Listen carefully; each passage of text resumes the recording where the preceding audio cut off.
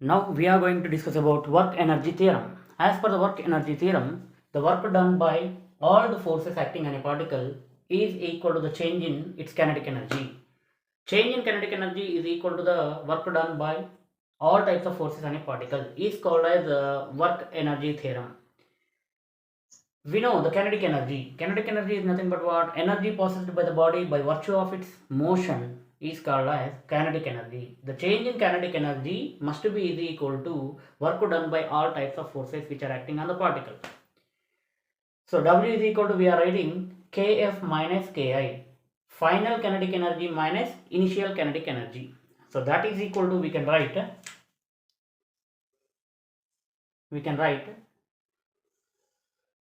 work done by all types of forces W is equal to final kinetic energy, that is half mv square, minus initial kinetic energy half mu square.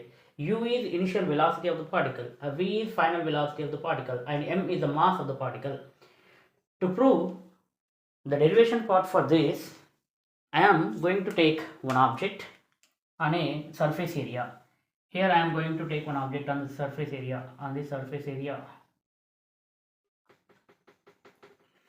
Just you can take one object here on the surface area. This object is moving with some initial velocity. Initial velocity of this particle is u, and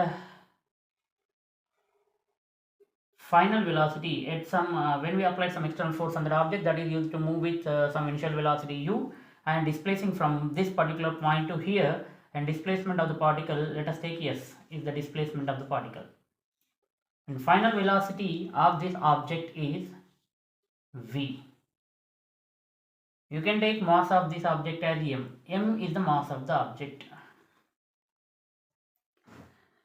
Now work done by all types of forces. Here, due to some external force, this object is moving in this direction, moving with some initial velocity u and finally attaining the velocity v. So work done by all types of forces which are acting on this particle is W is equal to, we can write Fs, F dot S. As per the Newton's second law, we can write F equal to ma. Substitute that value in this equation. W is equal to, we can write ma dot S. And as per third equation of motion, we can write S equal to v square minus u square by 2a. Now substitute this value in this equation. Instead of writing s, I am going to write s value here. So we can write W is equal to ma into v square minus u square by 2a. A get cancelled. We can write W is equal to, multiply with m v square by 2 minus mu square by 2.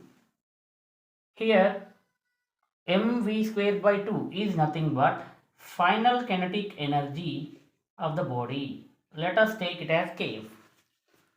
Half mv square is nothing but what? Final kinetic energy of the body, and u is initial velocity, so that we can write minus ki, initial kinetic energy of the body. So work done by all the forces which are acting on the particle must be is equal to change in its kinetic energy, half mv square minus half mu square. This is work energy theorem. This work energy theorem is applicable not only for the forces which are acting on a single particle, but also for a system of particles.